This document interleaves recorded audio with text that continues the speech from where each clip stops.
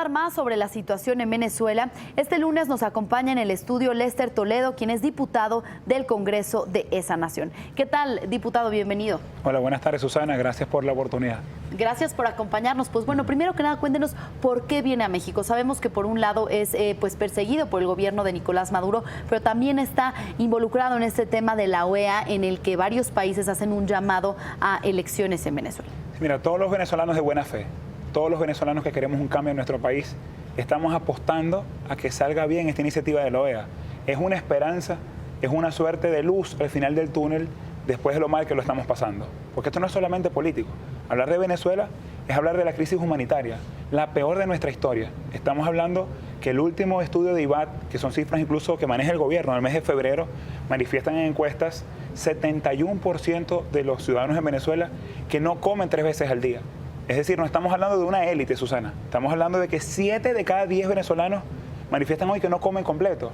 Estamos hablando de más de 80% de escasez de medicamentos, donde las madres con niños recién nacidos los llevan a Colombia a poner las vacunas porque no hay medicamentos en Venezuela. Entonces tienes por un lado la crisis humanitaria terrible. Por supuesto. Y por otro lado la crisis política. Una crisis política donde el sistema de gobierno no se puede llamar ya democracia, y lo podemos debatir. Hay una dictadura formal en Venezuela donde no se están respetando los mínimos principios de la democracia. Y parte de eso es porque yo estoy acá.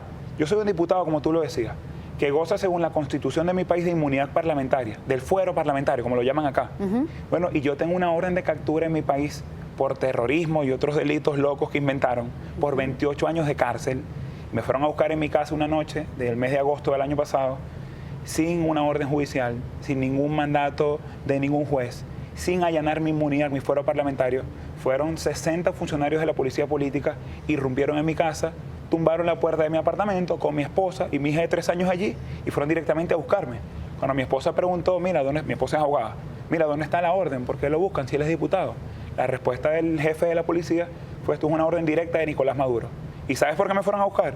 Porque yo lideré en Venezuela una investigación en contra de la corrupción y logré demostrar con pruebas, con documentos, con cheques, con empresas ligadas directamente a Nicolás Maduro y su entorno, que se robaron en los últimos 10 años, hemos calculado en la comisión, más de 300.000 millones de dólares. Entonces el gobierno, en vez de responder al fondo de mis denuncias, fue a por mí. Claro. ¿Y cómo lograste salir de esto? Mira, una historia de película. Cuando los funcionarios de la policía llegaron a tocar la puerta de mi casa, yo vivo en un piso 15. Y cuando sentí que estaban afuera, abrí la ventana de mi apartamento, salí por el balcón, salté a la terraza al lado, y fue un domingo a las 10 de la noche. Y ese domingo me escondí en un ducto del aire acondicionado, todo el domingo, todo el lunes, y el martes me sacaron unos vecinos. Me emitieron 4 días después que me fueron a buscar, que es el reconocimiento de que me fueron a buscar sin orden. Porque 4 días después emitieron una orden de captura. Estoy entre los 10 terroristas más buscados de Venezuela. Y yo estuve 86 días de clandestinidad, 86 días de persecución. Apresaron a mis compañeros de trabajo, torturaron a mis 3 colaboradores, se llevaron presos del aeropuerto a mi esposa y a mi hija de 3 años, las metieron en una celda, un poco de canje como los terroristas que me entregara para que ellas salieran. Bueno, el día 87 logré salir, salí por las costas de Venezuela, me monté en una lancha, 14 horas, llegué a una isla, en una isla tomé un avión y el 20 de noviembre llegué a Estados Unidos y el 21, precisamente hablando de la OEA, junto a Luis Almagro, hice público estos casos de corrupción y mi denuncia. Entonces, bueno, me persiguen porque milito en Voluntad Popular, es el partido de la resistencia en Venezuela, porque soy muy cercano a Leopoldo López. Yo fui el jefe de campaña de Leopoldo en el año 2012, soy de sus más cercanos colaboradores. Claro. ¿Y por qué investigué la corrupción? Diputado, ¿cómo lograr terminar con esta corrupción, con esta crisis humanitaria, esta crisis política, económica, si el día de mañana ya el presidente Nicolás Maduro solicitó suspender la sesión que iba a haber con la OEA para analizar esta crisis que enfrenta con distintos países? No, el gobierno solicitó suspenderla, pero la información que yo tengo hasta ahora es que la reunión va. Pero él no va a estar ahí. Mañana hay sesión de la OEA. Entonces, ¿cómo logramos el cambio? Con lo que está planteando el informe de Almagro. Y aprovecho este espacio muy importante aquí a nivel nacional en México para dejar claro algo.